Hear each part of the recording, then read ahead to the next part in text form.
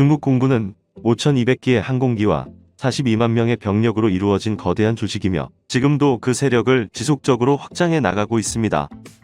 하지만 이렇게 거대한 규모의 중국 공군도 그 시작은 미약했습니다. 중일 전쟁 당시 중국 공군은 국민당 정부 휘하의 공군과 공산당 휘하의 공군으로 양분되어 있었으며 이들이 보유하고 있던 항공기도 소련산, 미국산, 일본산 등 종류가 다양했습니다. 국공내전에서 승리한 공산당은 1949년 정식으로 중국 공군을 창설하게 되는데 이 당시 이들의 규모는 항공기 160대, 조종사 200명, 기술요원 2,300명이 전부였습니다.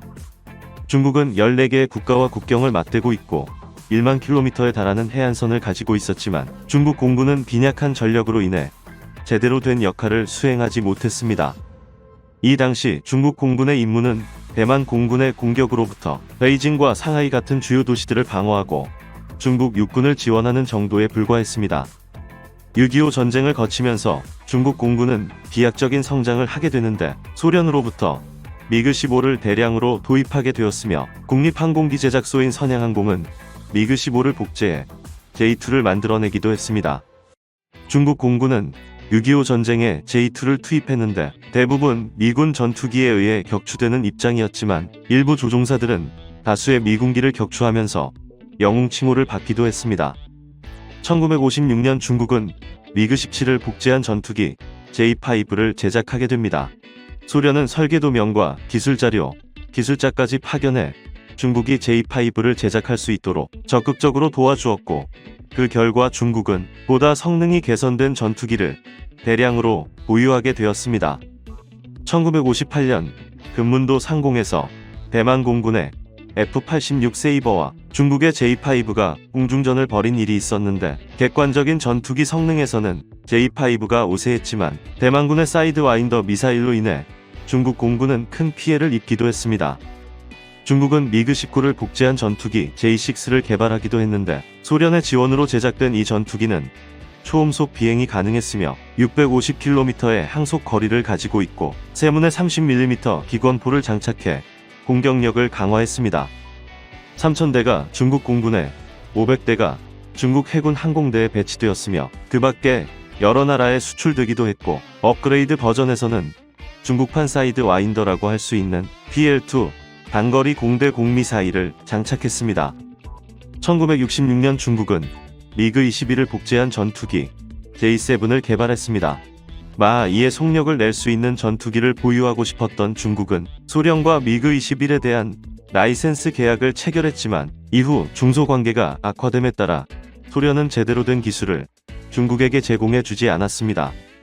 결국 중국은 J7을 개발하는 과정에서 많은 어려움을 겪어야만 했습니다. J7 개발에 성공한 중국은 이 전투기를 계속 개량해 성능을 향상시켜 나가게 되는데 J7MG는 J7의 최종 개량형이라고 할 수 있습니다. 1996년 모습을 드러낸 이 전투기의 가장 큰 특징은 기존 델타인 날개를 변형해 각이진 형태로 만들었다는 것인데 이로 인해 기동성이 더욱 향상되었으며 연료탑 재량도 증가시킬 수 있었습니다. 쇼크 권한에 내장된 레이더는 최대 15km의 탐색 거리를 가지고 있으며 단거리 공대 공미사일을 4발까지 장착할 수 있습니다. 중국은 소련의 전투기를 들여와 그대로 복제하는 방식으로 공군 전력을 키워나갔으며 이렇게 조금씩 전투기 제작 기술을 습득해 나간 중국은 드디어 자신들의 독자적인 전투기를 개발하기로 결심합니다. 새로 개발되는 전투기는 기본적으로 미그-21의 형상을 하고 있기는 하지만 기체를 좀 더 대형화하고 쌍발 엔진을 장착해 성능을 강화하는 것이었습니다. 이렇게 해서 중국은 최초의 독자 전투기 J8을 개발하게 되었습니다. J8는 J8의 개량형이지만 기체의 70% 이상을 재설계했기 때문에 전혀 다른 전투기라고 할 수 있습니다. 사실 중국은 J8에 들어가는 각종 장비들을 미국산으로 채우려 계획했습니다. 1987년 관계가 좋았던 두 나라는 피스펄이라는 군사기술 협력 계획을 세우게 되는데 이것은 미국의 그루먼사가 AN/AP G66 레이더, 사격 통제 장치, 화기 통제 소프트웨어 등을 선양항공에 제공해주는 것이었습니다. 하지만 이 계획은 1989년 중국에서 천안문 사태가 발생하게 되면서 미국과의 관계가 악화되자 실현되지 못했으며, 대신 중국은 러시아에서 도입한 레이더와 장비들을 JA2에 장착해야 했습니다. JA2는 기수에 있던 공기 흡입구가 동체 양측면으로 이동했고, 이렇게 여유가 생긴 기수 공간에는 원추형의 노즈콘을 설치하고 그 안에 대형 레이더를 장착해 현대적인 전투기의 모습을 갖추게 되었습니다. 1988년 중국은 새로운 전투기 개발 사업을 시작합니다. J-10이라 불린 이 전투기는 단발 엔진을 장착하고 동체 옆에는 카나드가 붙어 있어 기동성이 우수한 것으로 평가되고 있습니다. 이 기체는 이스라엘의 기술을 도입해 만든 것이라는 의문이 제기되기도 했지만, 중국은 이 같은 사실을 전면 부인하고 100% 중국 기술로 만들어진 전투기라고 주장했습니다. 2017년에 등장한 J-10C형은 가장 개량된 버전으로 다기능 디스플레이, 헬멧 조준기, IRST 적외선 추적 장치 등 현대적인 장비들을 장착하고 있으며, 각종 공대공 미사일과 공대지 미사일을 운용할 수 있는 4세대 전투기라고 할 수 있습니다. 중국은 이 J-10을 미국의 F-16과 같은 로우급 전투기로 사용할 계획입니다. 1990년대 초반 중국은 러시아로부터 수호-27 전투기를 도입했고, 이 기체를 라이센스 생산해 J-21을 개발했습니다. J-21은 최대 속도 마하 2.1, 항속거리 3,500km, 3.3톤의 무장 탑재 능력을 보유하고 있으며 10개의 하드포인트에 각종 미사일과 폭탄을 장착할 수 있습니다. J-21은 최초 200대를 생산하는 것으로 계획되었으나 95대까지만 생산하고 그 이후 중단되었는데, 그것은 러시아에서 부품의 공급을 거부했기 때문입니다. 러시아는 중국이 계약을 어기고 자신들의 부품을 분해해 불법 복제하려 했다고 주장했습니다. 이에 중국은 자체적으로 J-21을 생산하기 시작하는데, 러시아로부터 정식 라이센스 생산한 기체는 J-21A형, 중국에서 자체 생산한 기체는 J-21B형으로 구분되었습니다. J-15는 J-21의 함재기형입니다. 중국은 러시아의 항공모함 바랴크를 재생해 그들의 첫 번째 항공모함 랴오닝을 보유하게 되었는데, 여기에 사용할 함재기로 J-15를 개발하게 된 것입니다. 사실 중국이 원했던 기체는 수호-27의 함재기형인 수호-33이었는데, 러시아가 중국의 불법 복제를 문제 삼아 판매를 거부하면서 도입에 실패하게 되었습니다. 그 대신 중국은 우크라이나가 보유하고 있던 수호-33의 원형기를 확보하게 되었고, 이 기체를 연구해 자신들의 함재기를 개발하게 된 것입니다. 하지만 J-15에 장착되는 중국산 엔진의 성능이 충분하지 않아 제대로 된 성능을 발휘하지 못하고 있는 것으로 알려지고 있습니다.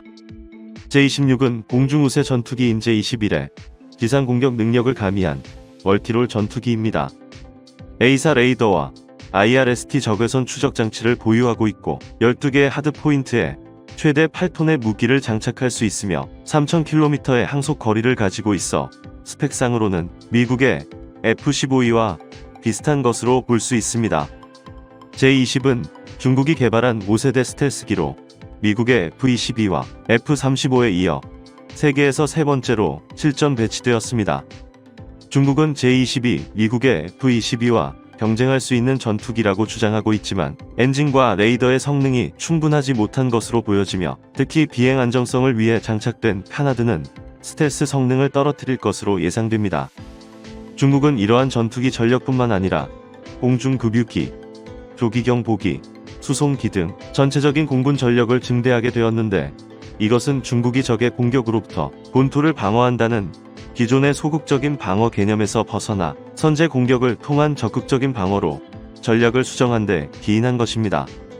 여기에 중국의 경제력이 커지게 되면서 이제는 미국의 작전 지역이었던 서태평양 지역에서 그들을 몰아내고 이 지역에서의 패권을 강화하겠다는 중국 정부의 의지가 반영된 것이라고 할 수 있습니다. 중국이 특히 공군력을 강화하고 있는 지역은 대만 해협과 남중국해, 그리고 한반도입니다. 먼저 대만 해협입니다. 중국은 2015년 국방백서에서 대만 문제는 국가의 통일과 장기 발전에 관련되어 있으며, 국가 통일은 중화 민족이 위대한 부흥으로 나아가는 역사적 필연이라고 기술하며 대만 합병의 의지를 확고히 했습니다. 전투기 전력만 놓고 보았을 때 대만 공군은 280여 대를 보유하고 있으며 중국은 1800여 대를 보유하고 있기 때문에 중국이 단독으로 대만을 점령하는 데는 큰 무리가 없지만 문제가 되는 것은 미국을 포함한 외국 군대의 지원입니다.